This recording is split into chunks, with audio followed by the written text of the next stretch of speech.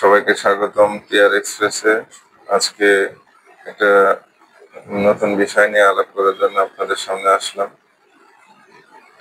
সেটা হচ্ছে, যারা নতুন ইউটিউবার, বিশেষ করে আমার মতো যারা নতুন ইউটিউবার, আমরা ইউটিউবে কাজ করতে এসে দেখছি যে ভিউ নাই, সাবস্ক্রাইবার নাই, লাইক নাই, কমেন্ট নাই।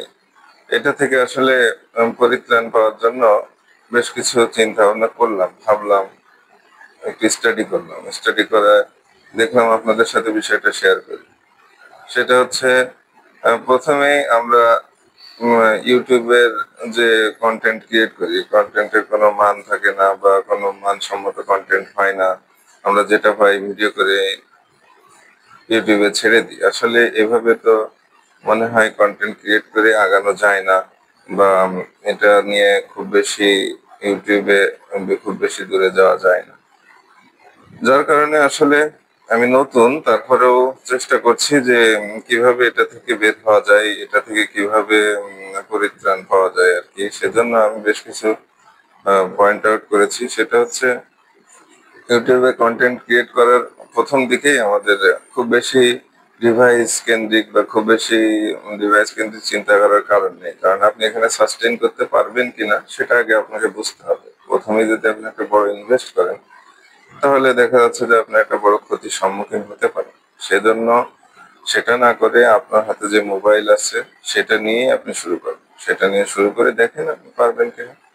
তো আমাদের প্রথমেই যে সমস্যাগুলো আমাদের হয় সাধারণত, সেটা হচ্ছে, আমরা একটা ইউটিউবে কন্টেন্ট ক্রিয়েট করতে গেলে আমরা সাধারণত প্রথমেই লাইট, ক্যামেরা, অ্যাকশন এসব নিয়ে চিন্তা করি। আসলে লাইট, ক্যামেরা, অ্যাকশন এটা নিয়ে ভাবার কোনো কারণ নেই। আপনি ডে লাইটে শুটিং করেন, ডে লাইটে ভিডিও করেন, সেটাই অনেক আপনার জন্য যথেষ্ট হবে। আমি একটা কন্টেন্ট থেকে আরেকটা কন্টেন্ট কিভাবে আমি আরো ভালো করে বানাবো সেটা নিয়ে আপনাকে ভাবতে হবে। তো সেক্ষেত্রে আপনি প্রথমে একটা কাজ করতে পারেন, সেটা হচ্ছে একটা স্ক্রিপ্ট লিখতে পারেন। স্ক্রিপ্ট লিখেন, যে কোনো একটা ভিডিও করার আগে সেটা নিয়ে একটা স্ক্রিপ্ট লিখেন, সে অনুযায়ী ভিডিও করেন।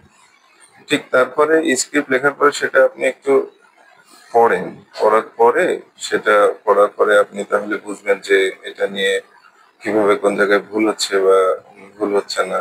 আর বিশেষ করে ক্যামেরা সামনে একটু প্রেজেন্টেবল হওয়ার চেষ্টা করতে হবে আমাদের। ক্যামেরা যদিও আমি আর নতুন, আমিও চেষ্টা করছি ক্যামেরার সামনে প্রেজেন্টেবল হওয়া। ডে বাই ডে এটা ইমপ্রুভ করে, এটা নিয়ে সমস্যা নেই। আর একটা বিষয়, সেটা হচ্ছে ফাম্বলিং বা কথার ভিতরে জড়তা বা যেসব শব্দগুলো আমাদের আসে, সেসবগুলো এড়ানোর জন্য আমাদের বেশ কিছু ট্রিক্স আছে।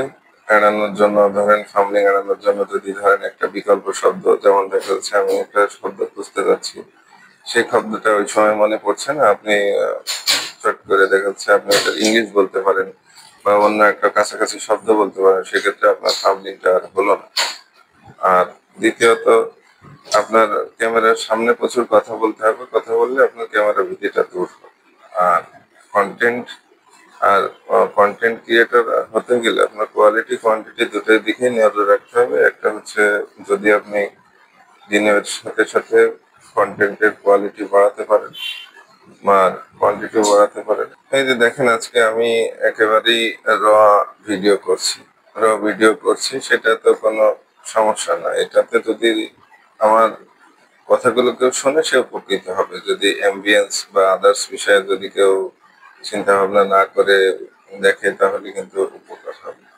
সেক্ষেত্রে আপনি প্রাথমিকভাবে শুরু করেন, তারপরে দেখবেন সময়ই আপনাকে পথ দেখাবে। ধীরে ধীরে আপনি এগিয়ে যাবেন। এটাই বাস্তবতা। ইউটিউব, ফেসবুক এসবের কন্টেন্ট ক্রিয়েশনের ক্ষেত্রে এটাই বাস্তব। সো আজকে এই পর্যন্তই। সবাই ভালো থাকবেন। আর আমি নতুন, সেই হিসেবে আমার চ্যানেলে যদি আপনার কথাগুলো ভালো লাগে, চ্যানেলটি সাবস্ক্রাইব করবেন, লাইক, কমেন্ট করবেন। ধন্যবাদ।